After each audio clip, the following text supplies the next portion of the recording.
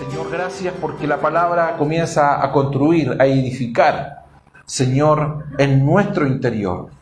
Es lo que aplicamos en la semana, es lo que aplicamos en nuestra vida cotidiana, es lo que aplicamos en lo doméstico, es lo que aplicamos, Señor, siempre, siempre. Tu palabra es lámpara a nuestros pies, es lumbrera en nuestro camino las 24 horas del día. La honra y la gloria sean dadas a ti en este día. En el maravilloso nombre de nuestro Señor Jesucristo. Amén, amén y amén. Gracias, Señor.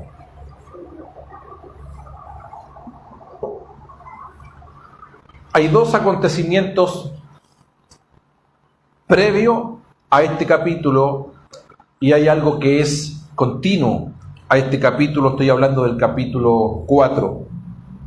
En el capítulo 3 ocurre que Jesús fue bautizado. Usted recuerda esa historia. A Jesús se le da una palabra, el cielo se abre, Juan el Bautista lo bautizó y hay una presentación pública del Señor. Este es mi Hijo, en quien tengo complacencia. Este es mi Hijo, a él oíd. Fue anteriormente fue en el monte de la Transfiguración. Siempre se escuchó la voz del Padre, pero en el capítulo previo lo que ocurre es que hay, digamos,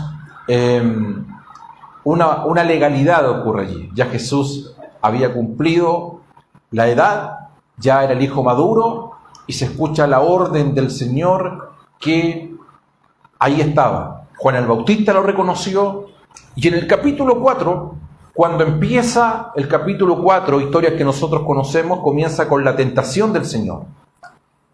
Dice que Jesús fue llevado por el Espíritu al desierto, que Jesús estaba lleno del Espíritu, y dice que escucha una voz. ¿Y esa voz cuál fue? Fue la voz del diablo.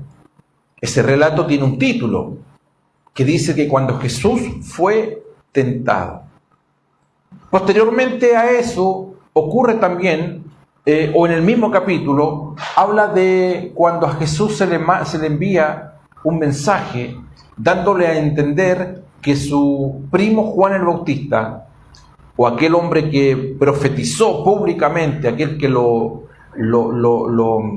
declaró como el ungido del Señor, estaba prisionero. Son tres cosas fundamentales para que entendamos la temática de esta jornada.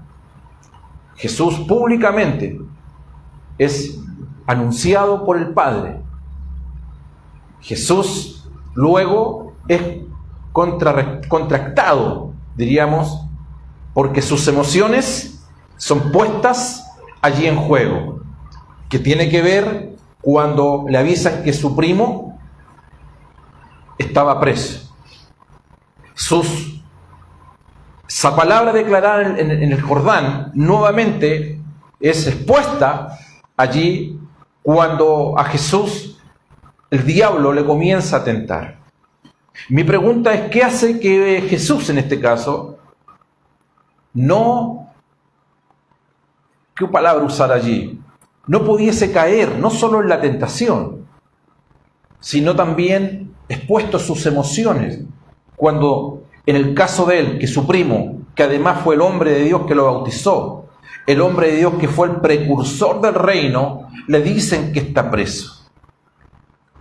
Es importante, o son importantes las convicciones espirituales que nosotros tengamos. ¿Correcto? Quiero repetir eso, por favor, porque es el punto que voy a tocar. Qué importantes son las convicciones en nuestras vidas. El capítulo 3, a Jesús se le da una palabra, se le encomienda un propósito, él encapsula el pensamiento de Dios. ¿Cuál es el pensamiento de Dios? El reino de Dios. En el capítulo 4, enseguida, una vez dada la palabra, en ese periodo de 40 días de oración y ayuno, todo lo que él recibe en el desierto es tentado. Es decir, queda de manifiesto dónde está lo que nosotros recibimos de Dios en cuanto a palabra en nuestro espíritu versus lo que nosotros en el día a día estamos maquinando y manejando a través de nuestras emociones. No es fácil recibir una palabra de Dios el domingo y que el día lunes, martes o miércoles tus emociones estén dañadas, heridas. ¿Cómo manejamos aquello? ¿Cómo manejamos cuando tenemos una tentación al frente? Cuando parece que todo lo que te está ocurriendo es de Dios. ¿Cómo digo esto y por qué digo esto? Porque si tú ayunas y oras y estás en un retiro por 40 días y 40 noches, se entiende desde el punto de vista natural que la primera voz que uno va a escuchar, va a oír, ¿cuál es? La de Dios. Sin embargo, en el caso de Jesús, en ayuno, en oración, con una palabra precedente, no fue la voz del Padre, fue la voz del diablo. El capítulo 5, que es lo que voy a ver la próxima semana, tiene que ver con el pensamiento de Dios en la vida de un cristiano. Hoy día quiero seguir con esto y tratar de alinearme con esta palabra que hay allí. Dice, desde entonces, es decir, después de todo lo ocurrido, después de todo lo pasado, Jesús comienza a predicar y habla el principio del arrepentimiento. El principio que todos conocemos, que es cambia tu manera de pensar para que cambie tu manera de vivir. Cambia tu manera de pensar para que cambie tu manera de vivir. Jesús es el unigénito Hijo del Padre. Y en 33 años y medio, o en 3 años y medio, en la persona de Jesús de Nazaret, nosotros vemos reflejado un modelo de vida, un estilo de vida. Hay un pensamiento que opera en Jesús que le hace un cierto tipo de conducta que es lo que nosotros tratamos de imitar. Pablo lo dice de otra forma cuando dice, imítenme a mí como yo imito a Cristo. ¿Correcto? ¿A cuánto les cuesta? ¿Cuántos quieren imitar al Señor? ¿Cuántos creen que Él es el modelo perfecto que nosotros tenemos? No hay nada más poderoso, decía la semana pasada, que una semilla. Porque la semilla encapsula un poder, ¿correcto? Encapsula una idea. No hay nada más poderoso que una idea. ¿Nunca usted se levantó con una idea? Tengo una idea. Desde pequeño, ¿sí o no? Un negocio.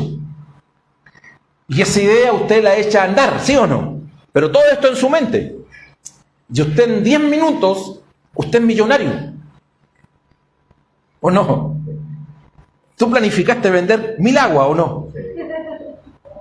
¿Sí o no? Ni te cuento mejor ni le pregunto a mi esposa, ni te cuento las ideas que yo tenía. O sea, uno echa a andar una idea, como un amigo mío que una vez grabó un cassette, imagínate los años, Katy, y él grabó cassette, cantaban un grupo, y el pastor que yo tenía en broma le decía, le quedan los últimos 10.000 para vender, ¿ah? Y daba lástima porque ponía los cassettes afuera y nadie le compraba, entonces siempre le quedaban los últimos 10.000, pero la idea estaba buena. O sea, no hay nada más poderoso que una idea. De hecho, Génesis capítulo 1, ¿sabe lo que habla? Habla la expresión y manifestación de una idea de Dios que nosotros la conocemos como la creación. Nosotros vemos ideas de alguien, pero la vemos expresada, reflejada, manifestada. Esto mismo que estamos viendo acá. Un teléfono, una pantalla, un chip, un microchip. Imagínate dónde estamos hoy en día. Yo le preguntaba a mi hijo Jonathan hace una semana, unos meses atrás, que me pudiese explicar el fenómeno, el principio del microchip.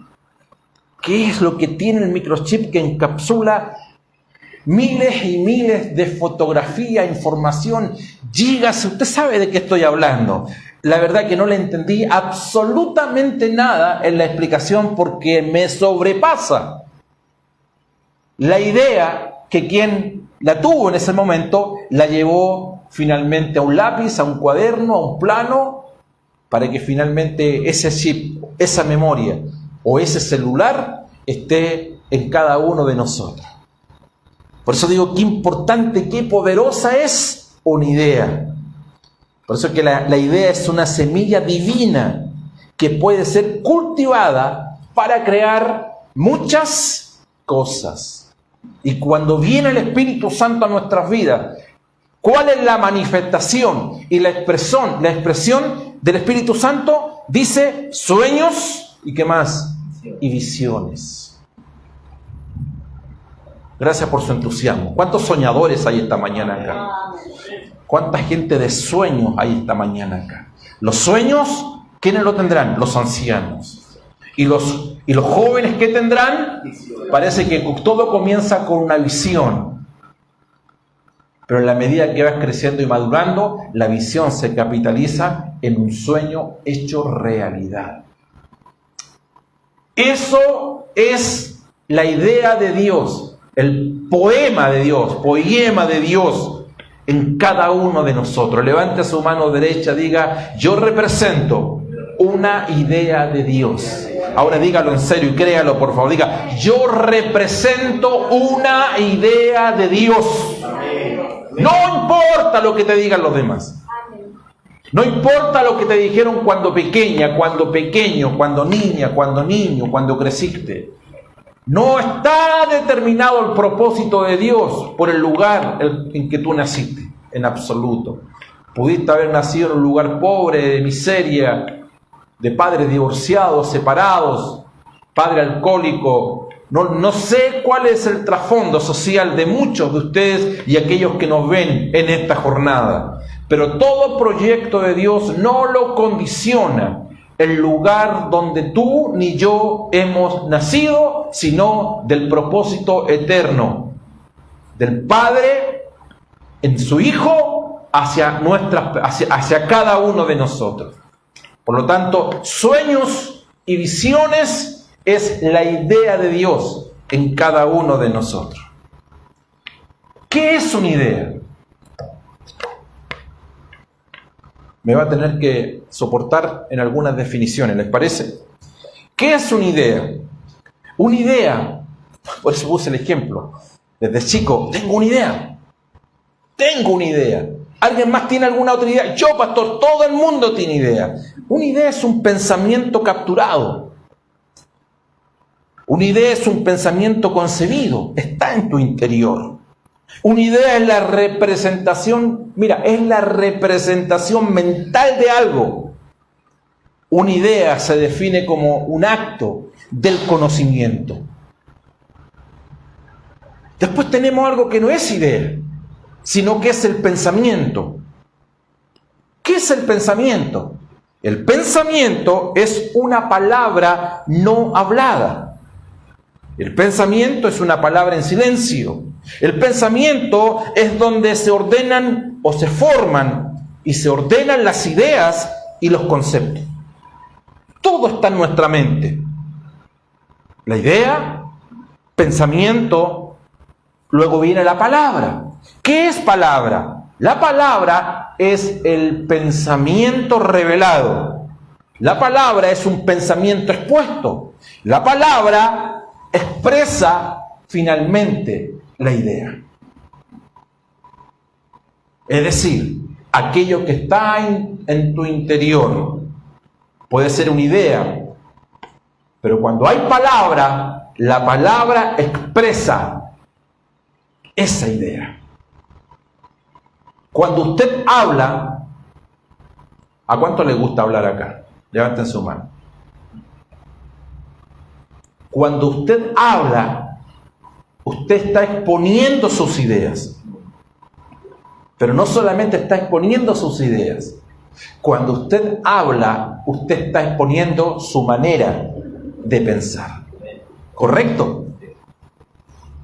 Usted no tiene que ser profeta, pero cuando usted escucha hablar a alguien, usted sabe qué nivel, ya sea intelectual, cultural, trasfondo social. No estamos haciendo discriminación, estoy solamente clasificando. Es decir, tu hablar que hace te está denunciando. Mientras no hables, todo queda encapsulado en tu interior. Es importante saber que Dios habla. ¿Cuántos creen que Dios habla? Dios habla. Y dice Jeremías: yo sé los pensamientos que tengo acerca de vosotros, dice Jehová, pensamientos de paz, pensamientos de bien y no de mal. ¿Cómo piensa Dios de nosotros? Bien.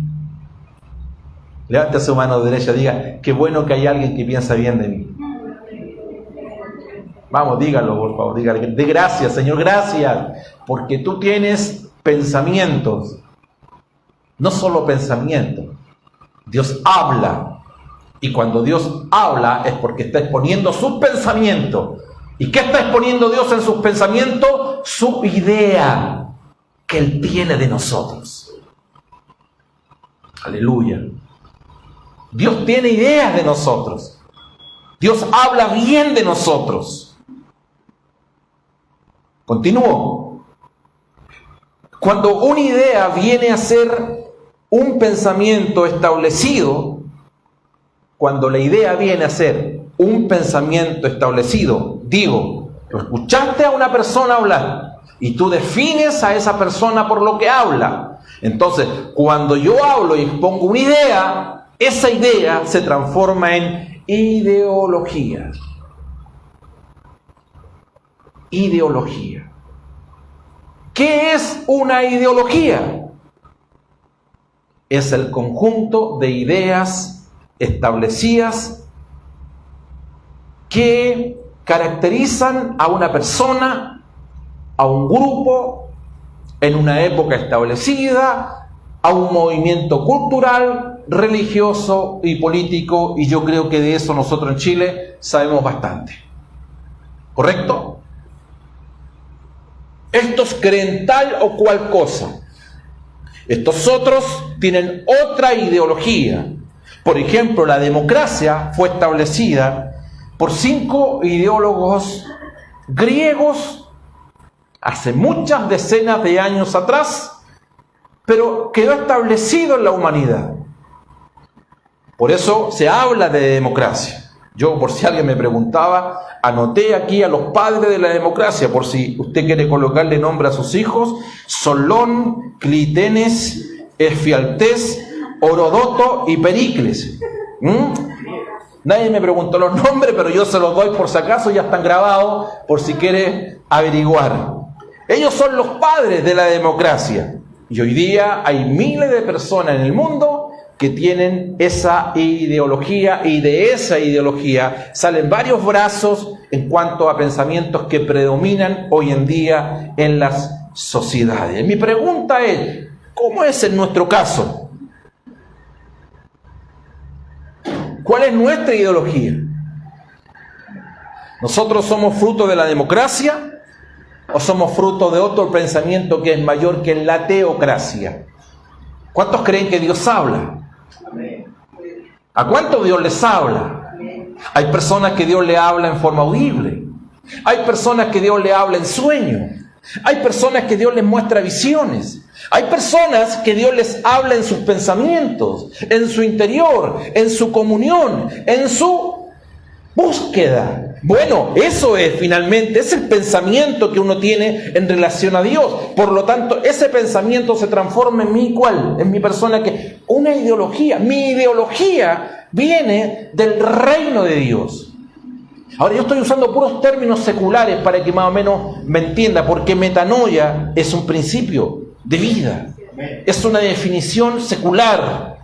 Nadie está en la calle diciéndole: y ahora metanoia, vengan a Cristo. Nadie está hablando de eso, pero es una definición para que comprendamos, entendamos a dónde quiero llegar finalmente y cuál es el pensamiento que debe predominar en un hijo del Señor.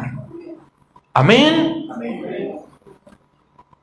Entonces, cuando una ideología es establecida en las personas, eso se convierte en un quinto punto, que es la filosofía. ¿Has escuchado cuál es tu filosofía de vida? Los pastores, se habla mucho de la filosofía ministerial. Si hay libros que usted va a leer en las bibliotecas que aparecen filosofía ministerial. ¿Qué significa filosofía? Las palabras filosofía se dividen en dos: fileo y sofía. Fileo significa amor y sofía significa conocimiento. Por lo tanto, su definición es el amor al conocimiento. En otras palabras, es amar lo que uno sabe, amar lo que yo sé. Es como tener intimidad con tus pensamientos. En términos más modernos diríamos estar enamorado o enamorada de mi manera de pensar. Porque un filósofo habla de sus propios pensamientos. Y yo recuerdo al apóstol Pablo, cuando Pablo escribe, para que vayamos entendiendo, dice, yo sé, ¿qué dice? En quién he creído. Y soy prisionero, dice Pablo, de esto que yo creo. Estoy enamorado de esta manera de pensar.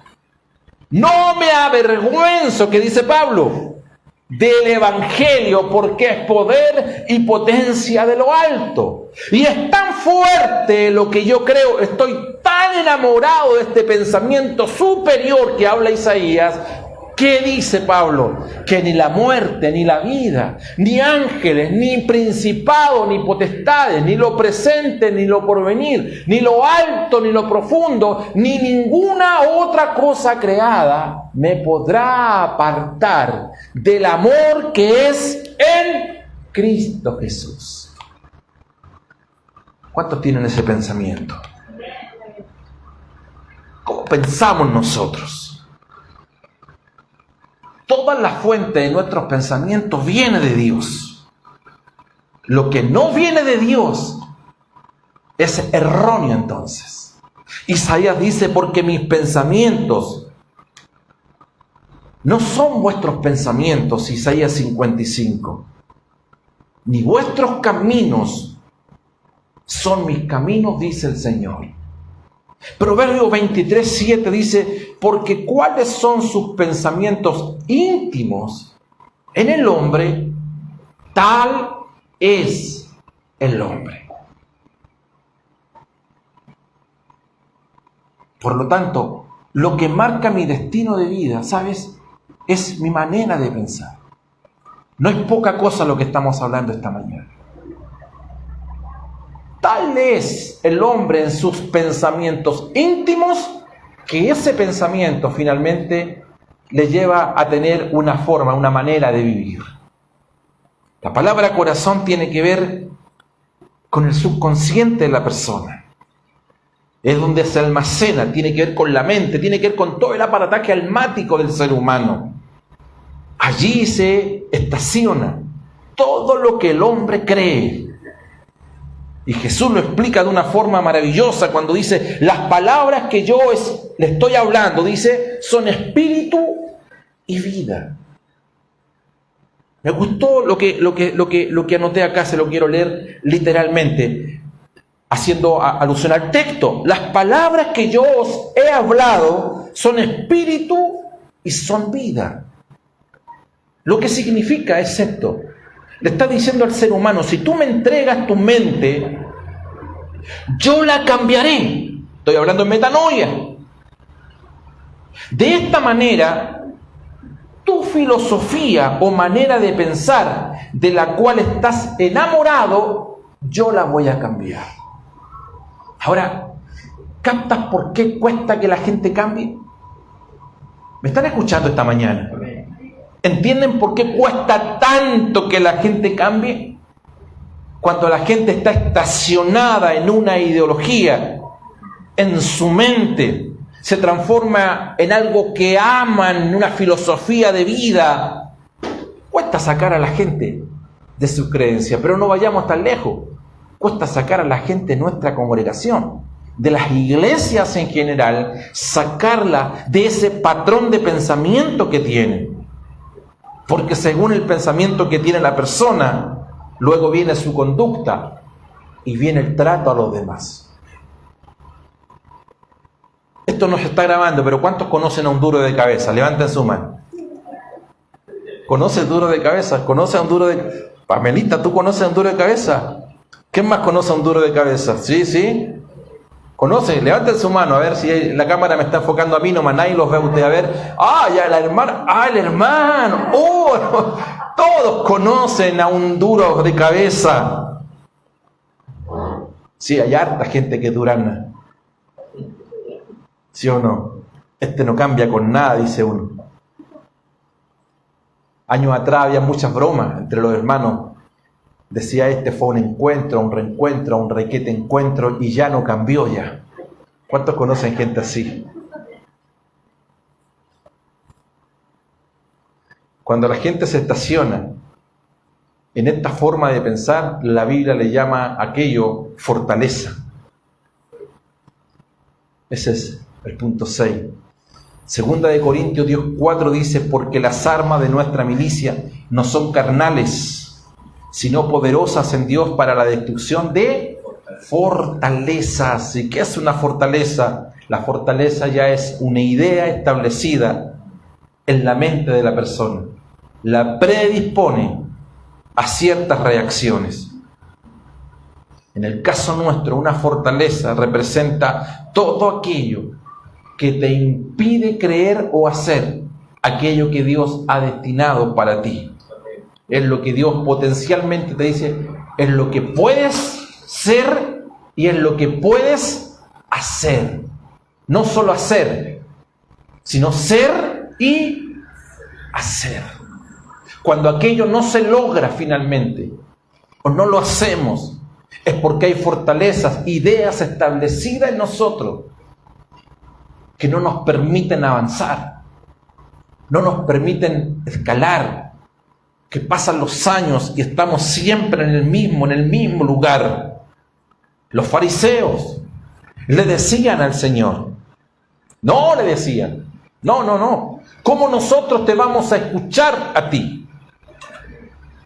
Por eso que hay gente que no escucha, porque la gente tiene una idea preestablecida, preconcebida. ¿Cómo yo te voy a escuchar a ti? Tú tienes que escucharme a mí. Y los fariseos tenían ese pensamiento. ¿Por qué tenemos que escuchar a este tipo? ¿Por qué? Él tiene que escucharnos a nosotros. Y la palabra dice, viendo Jesús, mira, hablando de subconsciente, viendo Jesús el corazón de ellos, que dije que era corazón, allí se establecen y Jesús discierne y ve y dice, esta gente tiene establecidas ideas preconcebidas en su cabeza. Y dice, viendo Jesús el corazón de ellos, les dijo, vuestro corazón se ha engrosado. Es decir, ustedes son animales obesos, llenos de grasas. No califican para el sacrificio, no califican para el holocausto. Están llenos de materia, están llenos de grasa, están llenos de conocimiento, están llenos de ideas, están llenos de filosofía. ¿O no ves gente tú de la iglesia que está llena de filosofía, que invierten más tiempo en ver videos que no tienen nada que ver con el reino, hermano? Hubo un tiempo que a mí me llegaban puros links de videos, años antes de llegar a Santiago, las primeras veces que llegué a Santiago. Cuando estaba en el tapete todo aquello de indisponer a ministro, iglesia, mega iglesia, el mensaje de la fe. Mira, escucha esto, por favor.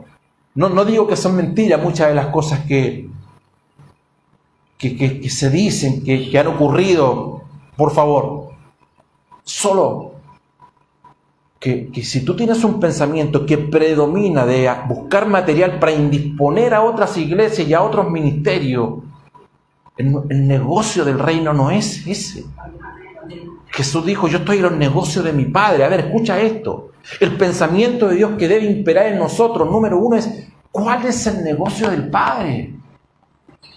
Y ahí está toda tu inversión en alma, cuerpo y espíritu. Veamos algunas fortalezas que tenemos nosotros en la mente. Número 1, fortalezas de limitaciones. Hay gente que tiene el don del no puedo. ¿Ha escuchado eso? Nunca pueden. Es que nunca pueden. Hermano, ¿tú puedes? No, no puedo. Hermano, hay que hacer así. No puedo. Hermano, hay que visitar. No puedo. Hermano, hay que atender a las personas. No puedo. Hermano, vamos a llegar el sábado porque vamos... No, nunca pueden. No sirven. No, yo no sirvo para esto. Esa gente no sirve. ¿Por qué? Porque tienen una limitante de indignidad. No soy digno como Moisés. Moisés, Dios tuvo que transformarlo. Se produjo un metanoia, un arrepentimiento en la vida de Moisés. Soy tartamudo, envía a mi hermano.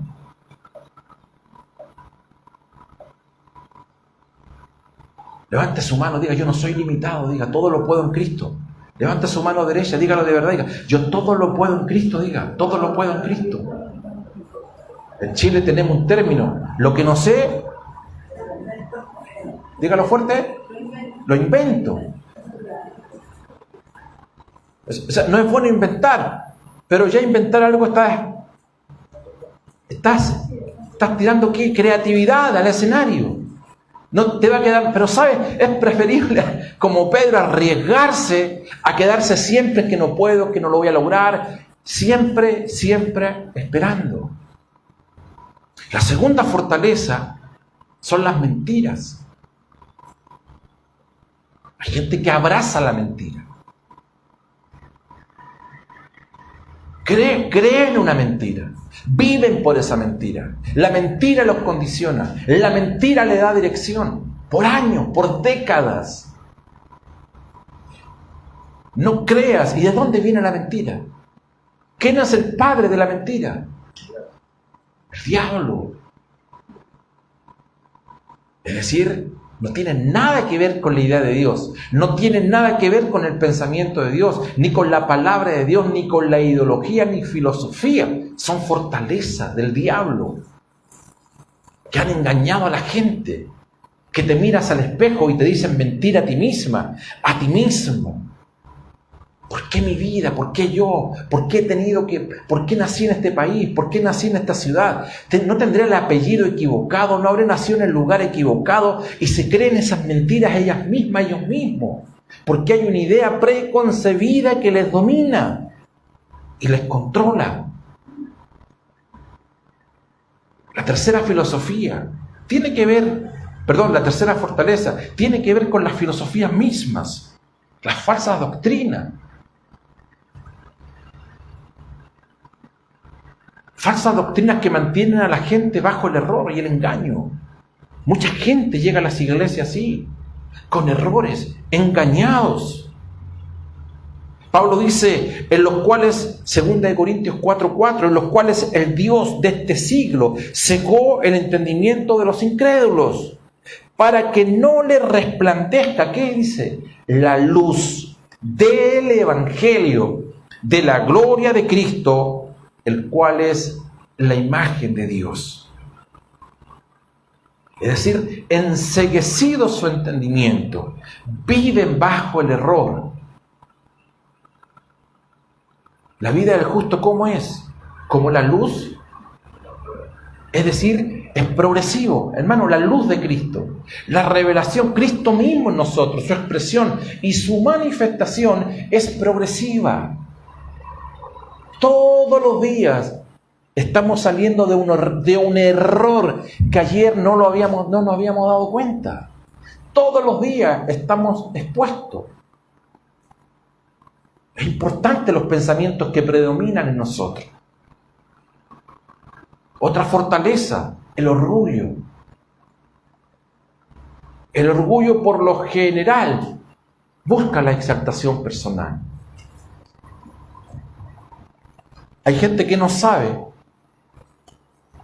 que es orgullosa, que es orgulloso.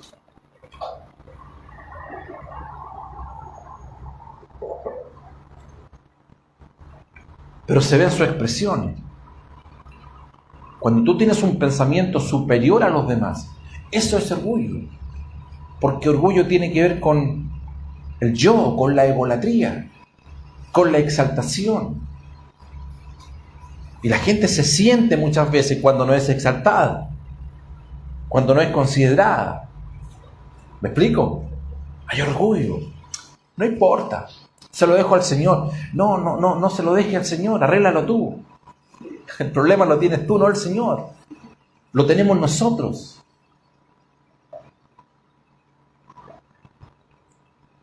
Por eso es que los pensamientos de clasismo, de racismo, de arribismo, no vienen de Dios. En Cristo somos todos iguales, somos uno. Asignaciones distintas. Fortalezas mentales, que ya tiene que ver con nuestras experiencias propias, personales.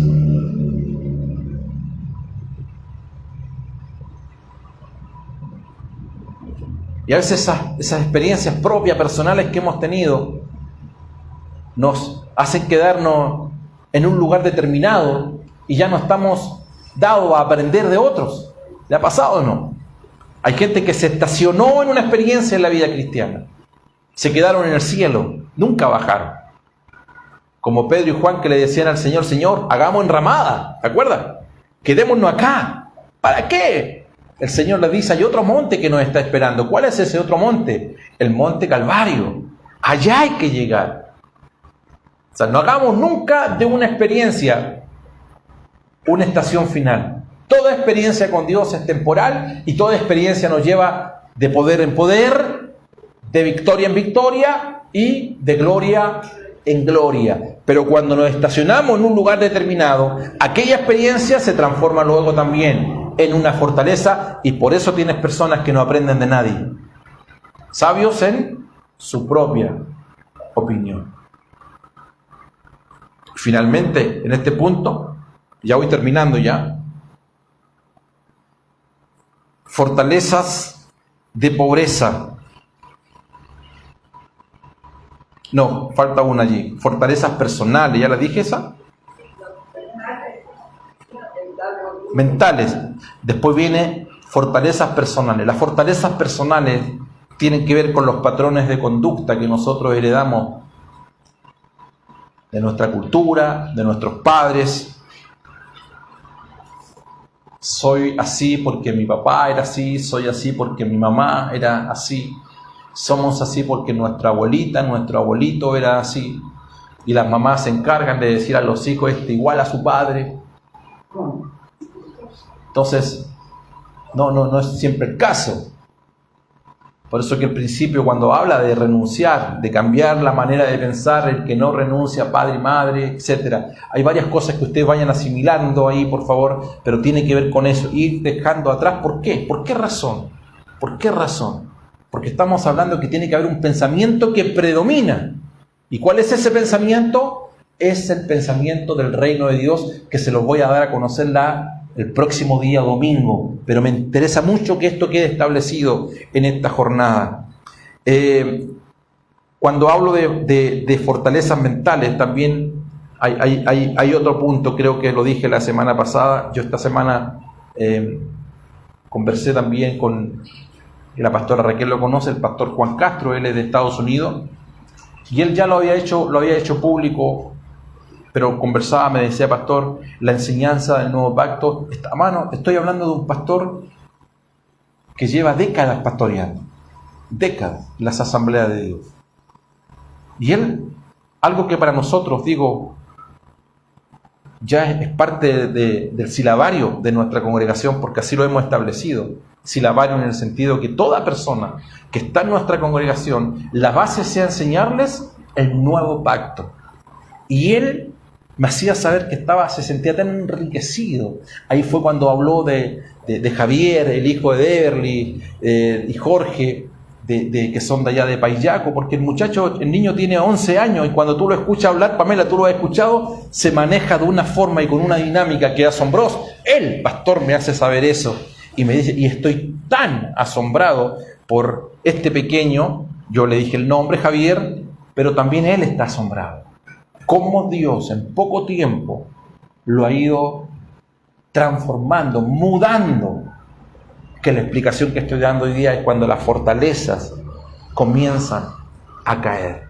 Cuando las escamas del apóstol Pablo comenzaron a caer. Las fortalezas personales, ya se las dije, y las fortalezas que también tienen que ver con la miseria y la pobreza. Esa gente siempre está limitada en la finanza. Siempre.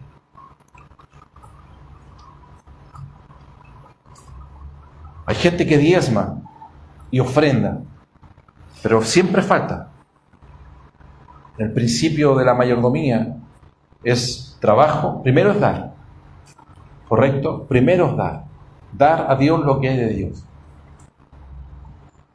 Ofrendas, diezmamos y primicias. Si usted está notando, el plan financiero de Dios es diezmar, ofrendar y dar primicia. Ese es el primer punto. El segundo punto es trabajar. El que no trabaja, no come. Y el tercer punto es administrar. Entonces nosotros tenemos personas muchas veces que diezman, que ofrendan, y dice, pastor, pero yo tengo un problema, estoy sobreendeudado. Eso no tiene que ver con dar, porque tiene que ver con fortaleza. ¿Me explico o no? Tiene que ver con fortaleza. Cambia tu manera de pensar, ¿y qué va a cambiar? Tu manera de vivir. Tienes que entender y comprender también que tiene que haber una administración de reino. Una administración de reino. El libro de Nehemías a nosotros nos enseña todo lo que tiene que ver con la administración. Ahora, todas estas fortalezas tienen que ser erradicadas de nosotros, de un hijo del Señor.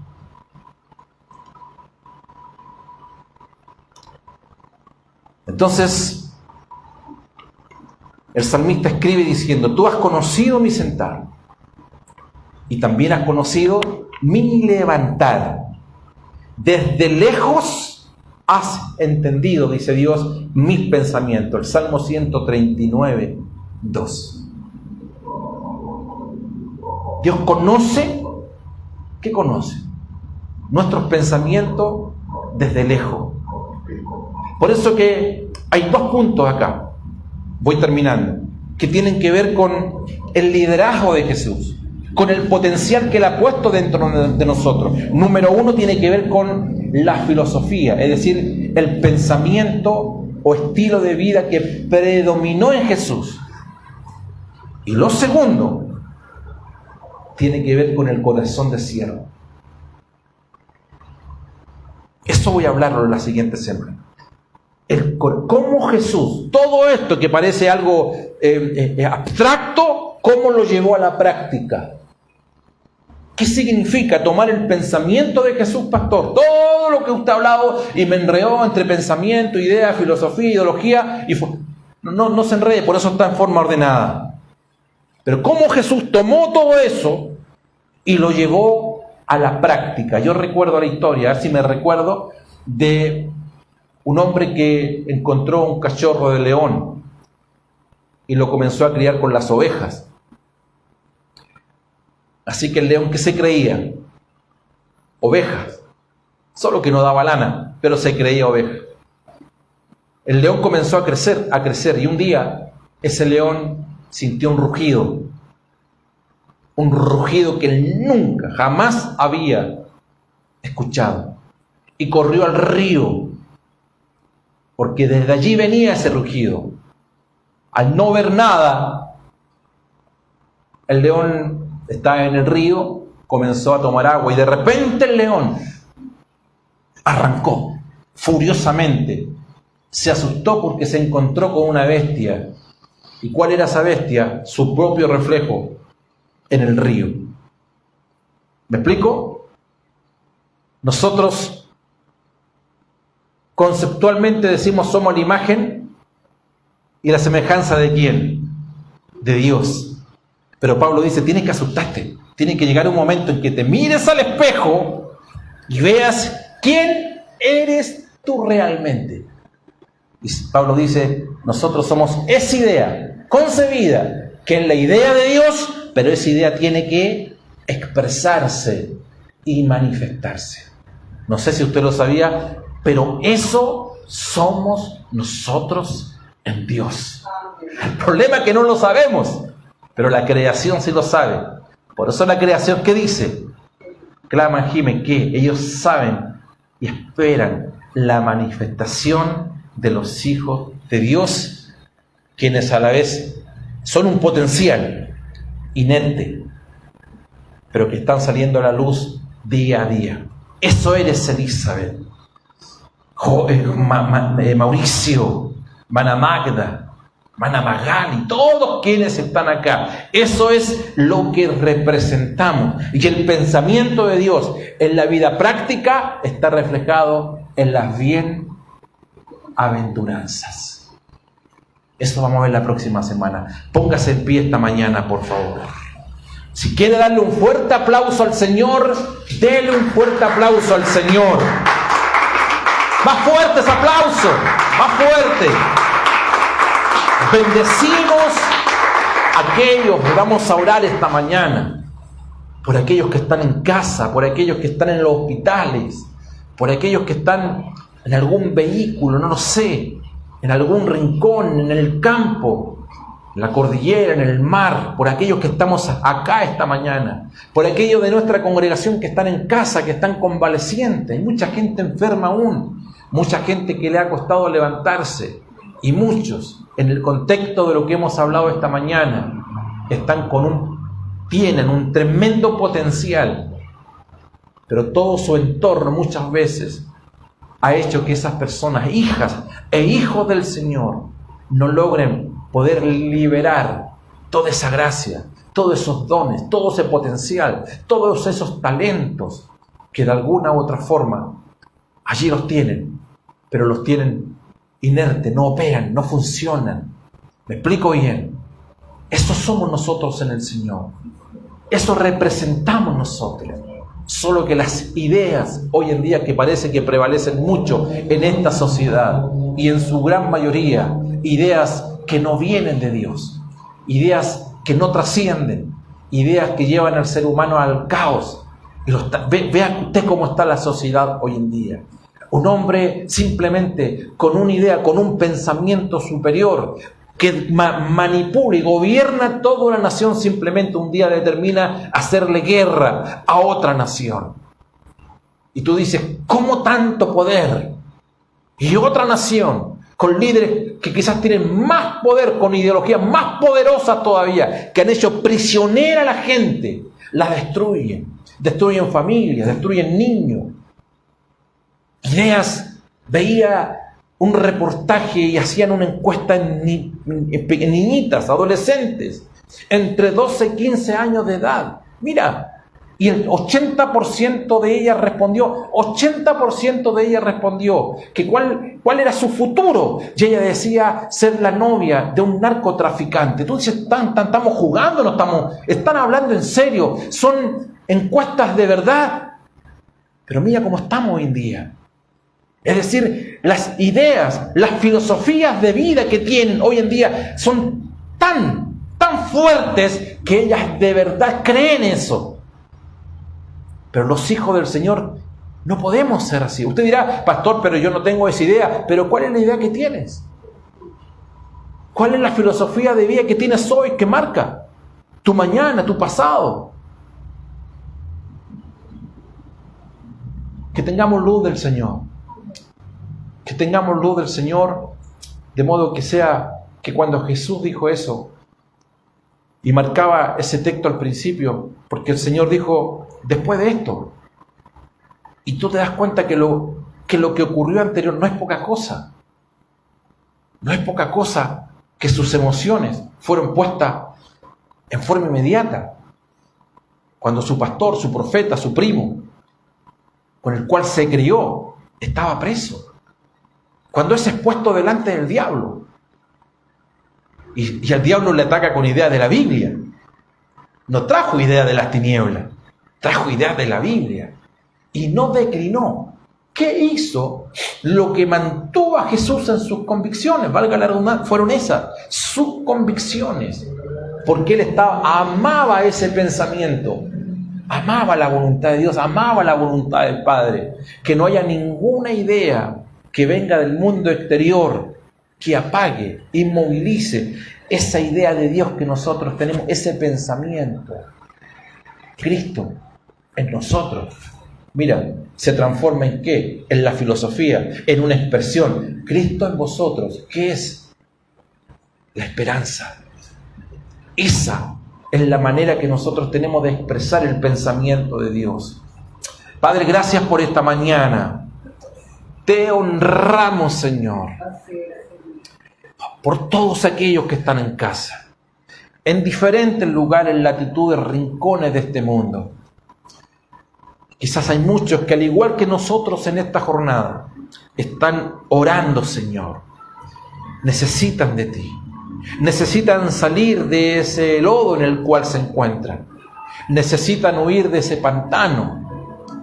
Como me hacía saber una persona, ¿cómo hago para salir de esta situación? Hay quizás respuestas mágicas a situaciones que cada persona vive en el mundo real, en lo doméstico, Señor. Pero esas respuestas mágicas no logran destrabar al hombre de un pensamiento que lo tiene encerrado, amarrado, situado en un lugar determinado de la vida. Hay religiosidad, Señor, en mucha gente. Hay patrones de conducta en gente de iglesia que no les hacen avanzar, no les hacen conducirse. Señor, seguramente si este mensaje fuese vida y realidad en muchos, tendríamos nuestros templos llenos de personas que son personas de convicción, enamoradas de sus ideas, enamorados de ese pensamiento. Señor, cautivos, prisioneros, como dice Pablo, de la persona de Cristo. Aleluya. Pablo dice, yo soy prisionero de Cristo, pero también dice, yo estoy prisionero en el Señor. Una es la convicción y lo otro es el cerco de protección del cual nunca voy a salir, porque Cristo es una prisión, Cristo es una fortaleza, Señor, que me rodea. Nada de lo que está afuera va a entrar a mi vida, pero Señor, no vas a permitir que aquello que esté dentro llegue a un lugar no determinado. Padre, bendecimos la iglesia esta mañana, bendecimos a las familias esta mañana, bendecimos los matrimonios esta mañana. Arrepentimiento significa, Señor, procesa mi mente, renueva mi mente, un pensamiento de Dios, Señor, que se acentúe en mi vida. Señor, es una idea de Dios que me puede llevar a avanzar 5, 10 años, como gente que conocemos hoy en día, que se toma su cabeza. Muchos de nosotros lo hemos dicho, ¿dónde estuve sin antes haber sido expuesto a esta enseñanza? ¿Dónde estuve antes que no sabía que esto estaba en la Biblia? Padre, pero las palabras que están en la Biblia, Señor, no son simplemente logos, sino son remas, cumplen un rol determinante en la vida de las personas. Señor, es una palabra determinante, en un día determinante, en un día especial que me va a llevar a cambios determinante y trascendente en mi vida. Cambia tu manera de pensar para que cambie tu manera de vivir. Gracias, Señor. Gracias por esta mañana. Abrazamos a la iglesia, abrazamos al mundo, abrazamos a nuestro país, Señor, que está ahí cautivo por ideas, por pensamientos, por ideología, por filosofías de vida que están tan lejos del reino de Dios. Ellos no lo ven, su entendimiento está entenebrecido, Señor, no tienen la luz de Cristo. Por lo tanto, no hacemos un juicio a esas personas, porque el juicio nunca comienza afuera, el juicio comienza por los hijos de Dios, por esos pecados de omisión. El juicio comienza en nosotros, que deberíamos saber, que deberíamos comprender, que deberíamos entender todo todo esto, sin embargo no lo hacemos. Somos sordos, Señor, somos mudos, somos ciegos ante una realidad que ocurre afuera de nuestros hogares, que ocurre en nuestros hogares, que ocurre en nuestra nación, en nuestras ciudades, Señor.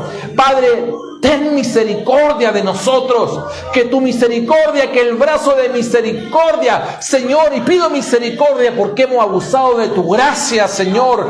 No nos hemos dado cuenta. Nosotros somos los primeros en pedirte perdón, somos los primeros en determinar y decir dónde estuvimos nosotros, Señor, cuando ideologías del infierno, Señor, tomaron nuestros colegios, Señor, ideologías del infierno tomaron nuestras universidades, cautivaron a nuestros jóvenes y hoy día ellos declaran que esa filosofía de vida es normal. No, Señor, no son normales. Padre, los no de Dios son no de Dios, no importando quienes digan sí.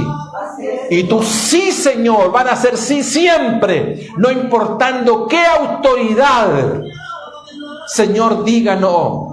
Nosotros estamos sujetos y condicionamos nuestro sometimiento a la autoridad regidos por tu palabra cuando dice que nos sometemos en el Señor y en el temor del Señor. Cuando una autoridad, Señor, se sale de los parámetros establecidos, Señor, en tu palabra, no merece mi respeto, Señor, no merece mi sometimiento, no merece mi sujeción. Señor, nosotros nos regimos, no estamos hablando de rebeldía, estamos hablando de ideas, Señor. Someterme no significa necesariamente no decir nuestras verdades, porque no son verdades humanistas, son verdades de reino, las cuales nosotros declaramos. Te damos la gloria esta mañana y toda la honra a ti, Señor, en el maravilloso nombre de nuestro Señor Jesucristo.